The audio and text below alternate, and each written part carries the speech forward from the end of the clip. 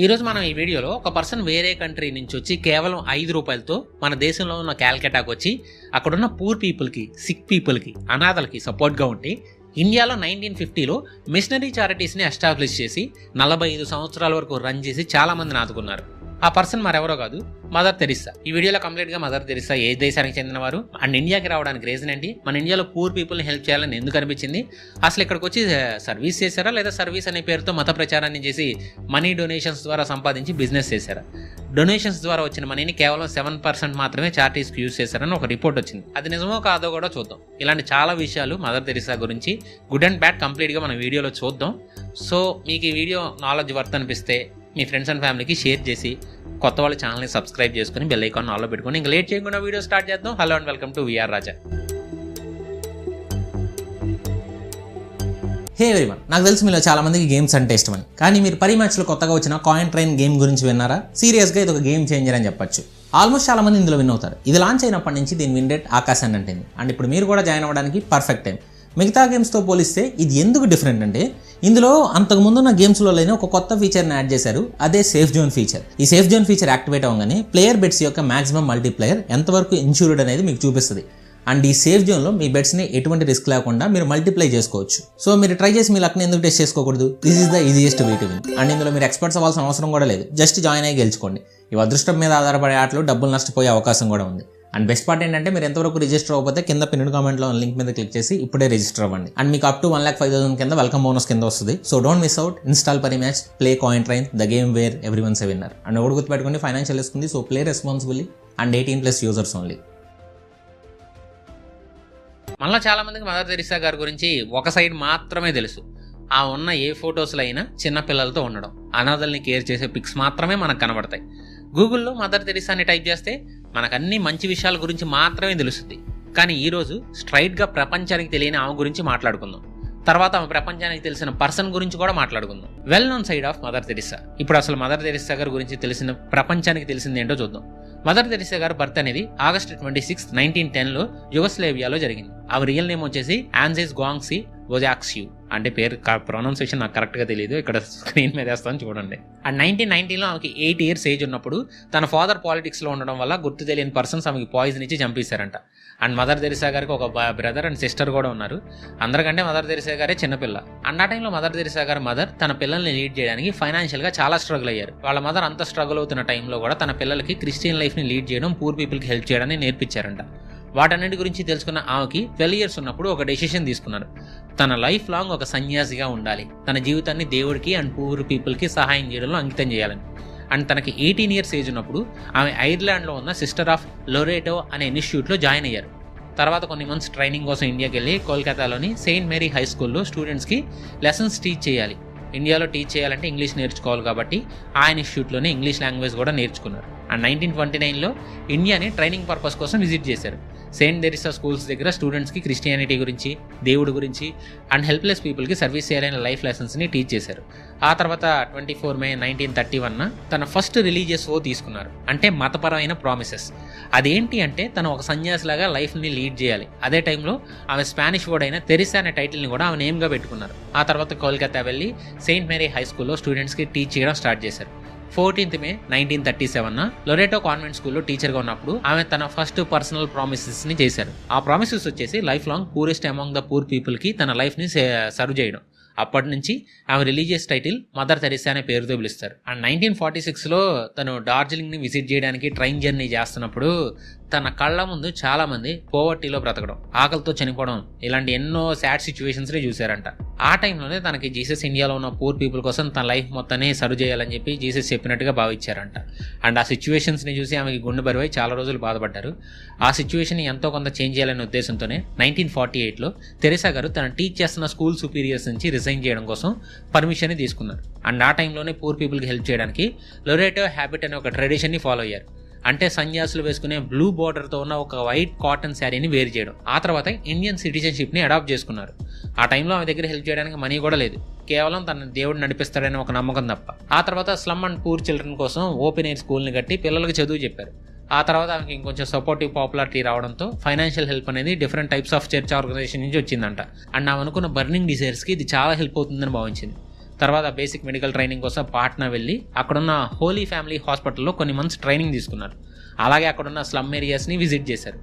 తన డైరీలో రాసుకున్న కొన్ని వర్డ్స్ ప్రకారం పూర్ పీపుల్కి హెల్ప్ చేయాలనే ప్రాసెస్లో మనీ లేక ఇబ్బంది పడడం, ఫుడ్ కోసం బెగ్ చేయడం, ఆకలి కొండలేక బాధపడడం, ప్రపంచంలో ఎంతమంది ఉన్నా లోన్లీనెస్ని ఎక్స్పీరియన్స్ చేయడం, ఈ బాధలు భరించలేక తిరిగి తనకు కంఫర్ట్ జోన్లోకి వెళ్ళిపోదామనే డౌట్స్లో కూడా ఆ క్రిటికల్ సిచ్యువేషన్స్ అనేవి తనని తీసుకెళ్ళాయంట. అంత ఆలోచించారని. కానీ ఇలాంటి ప్రాబ్లమ్స్ వచ్చినా కానీ ఆమె నమ్ముకున్న దేవుడిపైన భారం వేసి ధైర్యంగా ముందుకెళ్లారు. ఆ నమ్మకంతోనే October 7, 1950 మదర్ తెరిసా తన ఓన్ మిషనరీ ఆఫ్ చారిటీని స్టార్ట్ చేయడానికి హోలీ సీ పర్మిషన్ని గ్రాంట్ చేసింది.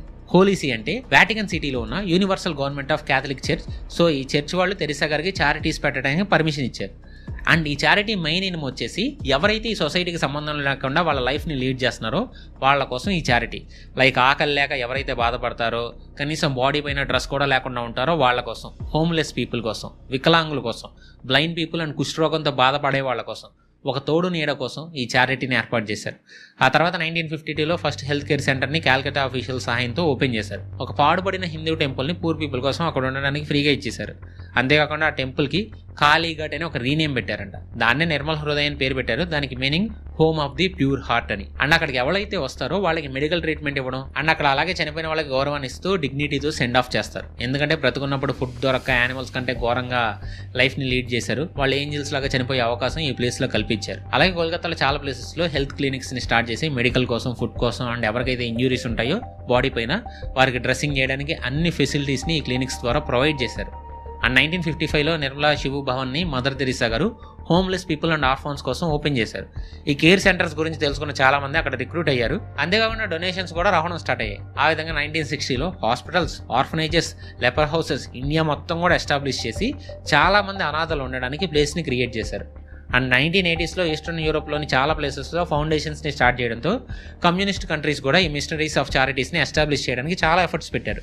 కానీ వాళ్ళు యాక్సెప్ట్ చేయలేదు. ఒకసారి 1982లో ఫ్రంట్ లైన్ హాస్పిటల్లో Israel army and Pakistan gorillas మధ్య ఒక ఫైరింగ్ జరిగింది.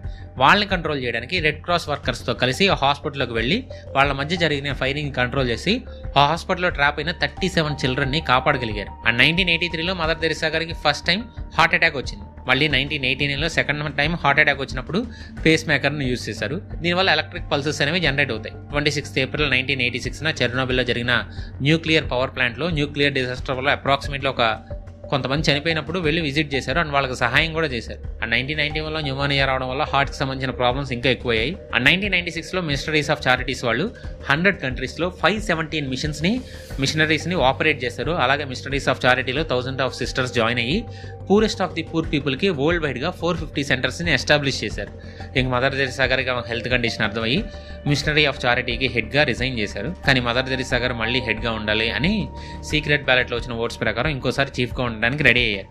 అంటే ఆ చారిటీస్కి సంబంధించి రెస్పాన్సిబిలిటీస్ ఇంకొకరికి వెళ్తే మనం అంతలా సాయం చేయగలమా లేదా అనే డౌట్తో ఆ చారిటీస్లో పనిచేసే సిస్టర్స్ అందరూ కూడా తెరిసా గారికి ఓట్ చేసి గెలిపించి చారిటీ రెస్పాన్సిబిలిటీలు తీసుకునేలా చేశారంట. 13th March 1997 కంప్లీట్గా చారిటీ రెస్పాన్సిబిలిటీస్ నుంచి రిజైన్ చేశారు. తన లాస్ట్ డేస్ అన్నీ కూడా హాస్పిటల్లోనే జరిగాయి. అయినా కానీ చారిటీస్ గురించి తెలుసుకుంటాను అంటారంట. చివరికి September 5 కాలం చేశారు. ఆమెకు 1962లో పద్మశ్రీ అవార్డు, 1969లో Jawaharlal Nehru award for international understanding, ఆ తర్వాత భారత రత్న లాంటి అవార్డ్స్ కూడా వచ్చారు. అండ్ ఆమె చనిపోయాక స్టేట్ ఫెడరల్ కూడా ఏర్పాటు చేశారు. అంటే ఒక ఫేమస్ పర్సన్ చనిపోయినప్పుడు ప్రోటోకాల్స్ని, రూల్స్ని ఫాలో అవుతూ మిలిటరీ ట్రెడిషన్లో ఎలా తీసుకెళ్తారో సేమ్ అలాగే గవర్నమెంట్ ఆఫ్ ఇండియా కూడా మదర్ తెరిసా గారి గుర్తుగా ఆ 100th బర్త్ యానివర్సరీకి ఒక స్పెషల్గా 5 రూపీస్ కాయిన్ని కూడా 2010లో ఇష్యూ చేశారు. దీనికి రీజన్ తెరిసా గారు ఇండియాకి వచ్చినప్పుడు అంత మనీతోనే ఇక్కడికి వచ్చారు. ఆమె క్రిస్టియానిటీకి సంబంధించిన పర్సన్ అయినా కానీ కోల్కతాలో కొంతమంది హిందువులు ఆమెను దేవతగా పూజిస్తారు. Dark side of mother Teresa. మనకు తెలిసినంత వరకు మదర్ తెరిసా గారు అంటే పూర్ పీపుల్ కోసం చారిటీస్ కట్టి కొన్ని లక్షల కోట్లు ఖర్చు పెట్టారని. అయితే ఆమెకు అన్ని డొనేషన్స్ నిజంగా లీగల్ పర్సన్స్ నుంచి వచ్చాయా? కొన్ని వేల మంది పేషెంట్స్కి కంట్రీ వైడ్గా కేర్ చేశారు. కానీ అందులో నిజం ఎంత ఉంది? పేషెంట్స్ చనిపోతే ఒక ప్రెస్ కాన్ఫరెన్స్లో ఎందుకు నవ్వారు? So 29,000 have died in that one house. Because St. Peter will not let them go in. So we call baptism ticket for St. Peter. దేవుడు పేరు యూజ్ చేసి కొన్ని లక్షల కోట్లు గ్యాంబ్లింగ్ చేసింది నిజమా కదా? వీటి అన్నిటి గురించి ఇప్పుడు డీటెయిల్గా మాట్లాడుకుందాం. ఫస్ట్ది, ఇది జీసెట్ మ్యాగజైన్ అమెరికా ఎడిటర్ మార్టిన్ అనే పర్సన్ మదర్ తెరిసా గారి ప్రైవేట్ జర్నల్స్ అండ్ లెటర్స్ని గ్యాదర్ చేసినప్పుడు ఒక విషయం తెలుసుకున్నారు. ఆమె రాసుకున్న ఒక బుక్లో దేవుడు దేవుడిలాగా ఉండడం, అసలు గాడ్ అనేవారు ఎవరూ లేరు, గాడ్ నాకు సహాయం చెయ్యట్లేదని రాసుకున్నారు. అనే విషయం ఆమె 1997లో చనిపోయే వరకు కూడా ఆమెకి బాగా క్లోజ్గా ఉండే ఒక 2 or 3 మెంబర్స్కి తప్ప వేరే ఎవ్వరికీ తెలియలేదు. కానీ బయట ప్రపంచానికి మాత్రం పూర్ పీపుల్కి సహాయం చేయడానికి దేవుడు అన్ని మార్గాలు చూపిస్తాడనే ప్రచారం చేశారు. కారణం, దేవుడి పేరు చెప్పి ప్రచారం చేస్తేనే ఒక పాజిటివిటీ అనేది పీపుల్కి వచ్చి మనీ డొనేట్ చేసే అవకాశం ఉంది కాబట్టి. అంటే తన లైఫ్ మొత్తాన్ని కంప్లీట్గా దేవుడి పేరు చెప్పుకుంటూ ఒక సాధువులాగా జీవించారు. కానీ ఆమె ఎప్పుడు కూడా గాడ్ని నమ్మలేదు అని అతని ప్రకారం తన బుక్లో ఇంకొక సెంటెన్స్ కూడా రాసుకున్నారంట. అదేంటంటే, నేను గనక సాధువును కాకపోయి ఉంటే నాలో ఒక డార్క్నెస్ అయితే చూసేవాళ్ళని. ప్రతి మనిషిలో ప్రపంచానికి కనబడేలా ఒక సైడ్ ఉంటుంది, కానీ కనపడిన ఇంకో సైడ్ కూడా ఉంటుంది. దాన్నే డార్క్ సైడ్ ఆఫ్ మ్యాన్ అనుకోవచ్చు. అండ్ ఈ డార్క్ సైడ్ ఏదైనా థింక్ చేయొచ్చు, కానీ ఎవరికి తెలియదు. మీ కాలేజ్లో ఎగ్జామ్ ఫీజు కానీ కాలేజ్ ఫీజు కానీ పే చేసినప్పుడు మీరు పే చేశారనే ప్రూఫ్ కోసం మీరు సైన్ చేసిన ఒక రిసీట్ అయితే ఇస్తారు, లేకపోతే మనం పే చేసామని ప్రూఫ్ ఉండదు. అలాగే వాళ్ళు రిసీవ్ చేసుకున్నట్టు ప్రూఫ్ ఉండదు.